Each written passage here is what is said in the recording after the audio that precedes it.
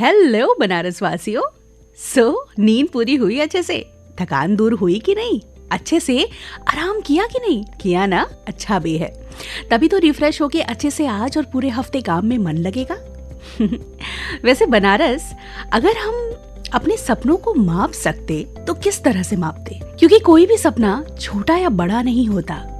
कोई शायद घर बनाने का सपना देखता है कि मुझे मेरे घर में ऑरेंज किचन चाहिए, मेरे पास एक प्यारा सा पेट होना चाहिए, गुलदस्ता बन सके, एटलीस्ट ऐसे 2-3 गुलाब तो रोज खिलने ही चाहिए, एक ऐसा पौधा घर में होना ही चाहिए। घर से निकलूं तो एक नॉर्मल सी छोटी सी गाड़ी होनी चाहिए अपनी पार्किंग में, है ना?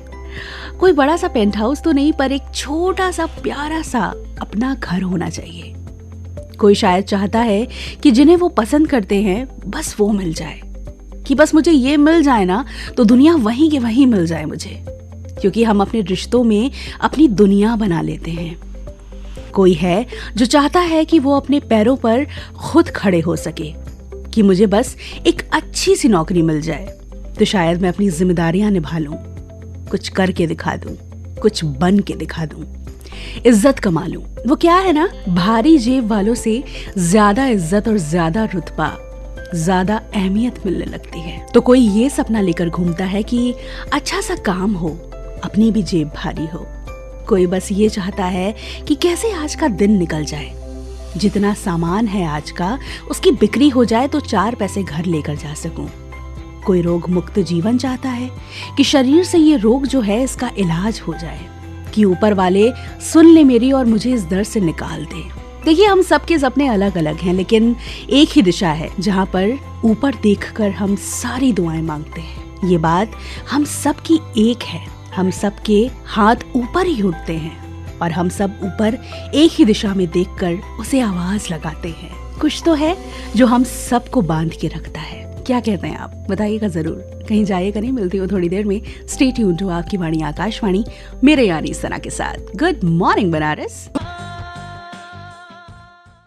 हाँ जी, welcome back to Banaras number 1 radio show good morning Banaras, only on world's number 1 radio station, आपकी वाणी आकाशवाणी। स्टूडियो की घड़ी में बज चुके हैं 7, तारीख है आज 5 दिसंबर 2022 और दिन है आज सोमवार का। तो चलिए फटाफट से बढ़ते हैं आगे और सबसे पहले देखते हैं क्या हो रहा है देश, दुनिया और शहर बनारस में खास। IRCTC की ओर से भारत गौरव विशेष ट्रेन श्री जगन्नाथ यात्रा का संचालन 25 दिसंबर से 1 फरवरी तक किया जाएगा। जी हाँ, 7 रात और 8 दिन के इस पैकेज में यात्रियों को वाराणसी भी ले आया जाएगा।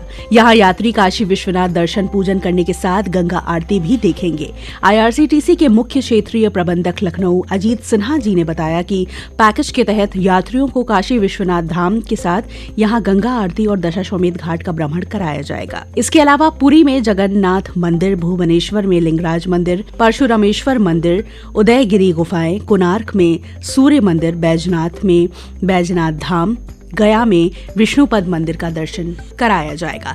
इसके लिए करीब 17,000 से लेकर 29,000 रुपए तक के बीच के अलग अलग पैकेजेस हैं। इसके अलावा कैंट रेलवे स्टेशन के सभी काउंटर्स के सामने रिपीटर डिजिटल स्क्रीन लगाई गई है। जी हाँ, इससे टिकट की स्थिति और किराए की पूरी जानकारी यात्रियों को मिल सकेगी। कैंट रेलवे स्टेशन के अनारक्षित और आरक्षित टिकट काउंटर अलग अलग स्थानों पर खोले गए हैं। अब पब्लिक इन्फॉर्मेशन सिस्टम के तहत इन सभी टिकट काउंटर्स पर रिपीटर लगाई गई है। इसके तहत आरक्षित टिकट काउंटर पर 6 और अनारक्षित काउंटर्स पर 7 रिपीटर लगाई गई हैं। इन्हें 1 सप्ताह में चालू कर लिया जाएगा। स्टेशन निदेशक गौरव दीक्षित जी ने बताया कि इस रिपीटर पर टिकट बुकिंग की पूरी जानकारी दिखाई देगी। इसके अलावा वाराणसी से मिर्जापुर संपर्क मार्ग पर गंगा घाट पर पीपा पुल बनकर तैयार हो गया है। जी हाँ, इस पुल पर 2 पहिया और 4 पहिया वाहनों का आवागमन चालू हो गया है। बरसात के पहले पीपा पुल को हटा दिया गया था। इससे मिर्जापुर के गंगा पार के कई गाँव के लोग ज्यादा दूरी तय कर वाराणसी पहुंचते थे। अब पुल बन जाने से यात्रा आसान हो जाएगी। गंगा पर पीपा का पुल बन जाने से मिर्जापुर जिले के भवानीपुर, काशीपुर, धर्मलपुर, बगही, जलालपुर, गोविंदपुर, चंदापुर, बेला, शिवपुर गांवों के लोग को आवागमन में आसानी होगी। इसके अलावा 50,000 वर्ग मीटर में फैले राजराजेश्वर के नव्य, भव्य और दिव्य काशी विश्वनाथ धाम का नया स्वरूप नए साल में श्रद्धालुओं के सामने होगा। श्रद्धालु गंगा और बाबा विश्वनाथ का दर्शन करने के साथ ही यहाँ खरीदारी का भी लुत्फ लुत्फ उठा सकेंगे। यहाँ उन्हें बनारसी स्वाद भी चखने को मिलेगा। जी हाँ, मंदिर न्याय ने धाम के शेष बचे भवनों के संचालन का प्रस्ताव तैयार कर शासन को भेज दिया है। 33 भवनों में से अभी 14 भवनों का ही संचालन हो रहा है। हरी झंडी मिलते ही जलपान, वैदिक केंद्र, म्यूजियम, प्रसाद की दुकानें शुरू होंगी। इसके अलावा भारत के खिलाफ ढाका में खेले जा रहे पहले वनडे में बांग्लादेश ने टॉस जीतकर पहले गेंदबाजी करने का फैसला किया। तेज गेंदबाज कुलदीप सेन 26 वर्ष की उम्र में भारत के लिए अपना डेब्यू कर रहे हैं। भारतीय प्लेइंग 11 में केएल राहुल बतौर विकेट कीपर खेल रहे हैं और spin bowling allrounder Shahbaz Ahmed और वॉशिंगटन सुंदर भी शामिल हैं। तो जी, ये रहा देश, दुनिया और शहर बनारस का हाल समाचार। Now let's move on to the history and special events of today, that is 5th of December। साल 1946 में होमगार्ड संगठन की स्थापना हुई। 1950 में सिक्किम भारत का संरक्षित राज्य बना। लंबी दूरी की टेलीफोन कॉल को हर घर तक पहुंचा देने वाली एसटीडी सेवा साल 1955 में आज ही के दिन शुरू हुई थी। भारत ने 1971 में बांग्लादेश को एक देश के रूप में मान्यता दी। ईयर 1989 में स्वर्गीय मुलायम सिंह यादव पहली बार उत्तर प्रदेश के मुख्यमंत्री बने थे। भारतीय सुंदरी युक्ता मुखी 1999 में मिस वर्ल्ड चुनी गई थी। भारत की प्रसिद्ध महिला निशानेबाज अंजलि बागवत का जन्म ईयर 1969 में हुआ। इसके अलावा प्रसिद्ध भारतीय महिला चित्रकार अमृता शेरगिल ने 1941 में और भारतीय लेखक औरबिंदो घोष ने साल 1950 में इस दुनिया को अलविदा कह दिया था। इसके साथ ही बनारस अगर स्पेशल इवेंट्स की बात करूं तो आज है वर्ल्ड सॉइल डे। जी हाँ, यानी विश्व मृदा दिवस, जो हर साल आज यानी 5 दिसंबर को मनाया जाता है। इसका मकसद लोगों को स्वस्थ मिट्टी के महत्व के बारे में जागरूक करना है। जीवन को बनाए रखने वाली मिट्टी विभिन्न मात्राओं में मिश्रित कार्बनिक पदार्थों, खनिजों और यौगिकों से बनती है और इस साल की थीम है मिट्टी जहाँ भोजन शुरू होता है, यानी सॉइल्स वेयर फूड बिगिंस। इसके साथ ही आज है अंतर्राष्ट्रीय स्वयं सेवक दिवस, यानी कि इंटरनेशनल वॉलंटियर डे। आज के दिन जन जागरूकता पैदा करने के लिए कॉन्फ्रेंस, सेमिनार्स, प्रदर्शनियां, स्वच्छता अभियान, मॉर्निंग टी जैसे कार्यक्रम आयोजित किए जाते हैं। इस बार की थीम है विश्व की स्वयं सेवा की स्थिति, यानी state of the world's volunteerism. और आज इस खास मौके पर मेरे साथ जुड़ चुके हैं एक खास मेहमान। मेरा नाम सत्येंद्र उर्मिला शर्मा है। मैं मेरा देश मेरा दायित्व की भावना से विगत 9-10 वर्षों से असहाय व अनाथ वृद्धजनों के पुनर्वास तथा प्लास्टिक थैलियों के स्थान पर कपड़े का झोला इस्तेमाल हो, इसके लिए कार्य करता हूँ। दोस्तों, जैसा कि हम सभी जानते हैं, सहयोग मानवता का एक अति महत्वपूर्ण गुण है। स्वेच्छा से किया गया सहयोग सबसे बड़ा पुण्य तो है ही, साथ ही मानवता को नए शिखर पर स्थापित भी करता है। एक दूसरे के प्रति सहयोग की भावना उत्पन्न होती है तो आपसी प्रेम पुष्पित पल्लवित होता है। आज के जीवन शैली में यह लुप्त और सुप्त होता जा रहा है।